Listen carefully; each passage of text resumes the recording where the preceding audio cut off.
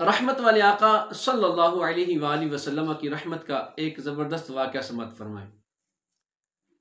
اللہ پاک کے آخری نبی رسول ہاشمی مکی مدنی مصطفیٰ جناب احمد مجتبیٰ محمد مصطفیٰ صلی اللہ علیہ وآلہ وسلم جلوہ فرما ہے۔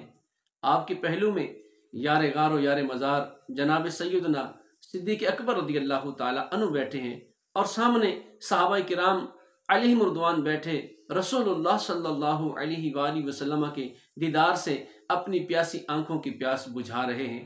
اتنے میں ایک شخص دربار رسالت صلی اللہ علیہ وآلہ وسلم میں حاضر ہوتا ہے۔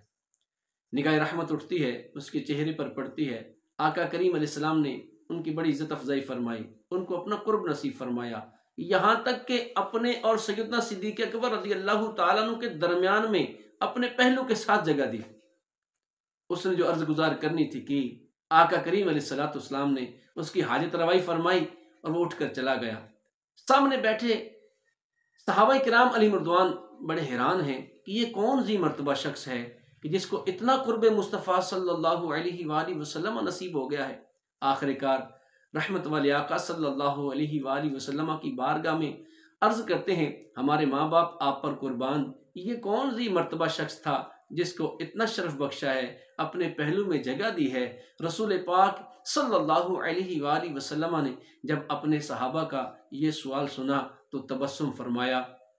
قربان جاؤں ان کے تبسم کی عادت پہ کہ جس کی تسکین سے روتے ہوئے ہنس پڑے، اس تبسم کی عادت پہ لاکھوں سلام۔ مصطفیٰ جان رحمت صلی اللہ علیہ وآلہ وسلم نے ارشاد فرمایا، اے میرے صحابہ، جس بات سے تم متعجب ہو، حیران ہو، آؤ میں تمہیں بتاتا ہوں کہ میں نے اس کو اپنا اتنا قرب کیوں عطا فرمایا ہے۔ صحابہ کرام علیہ رضوان بے قرار ہیں کہ رسول اللہ صلی اللہ علیہ وآلہ وسلم کیا ارشاد فرماتے ہیں، کیا وجہ بتاتے ہیں۔ آقا کریم نے ارشاد فرمایا، یہ شخص مجھ پر کثرت سے درود پاک پڑھتا ہے، اور جب درود پڑھتا ہے تو یوں درود پاک پڑھتا ہے، اللہم صلی علی محمد کما تحب و ترضی لہ۔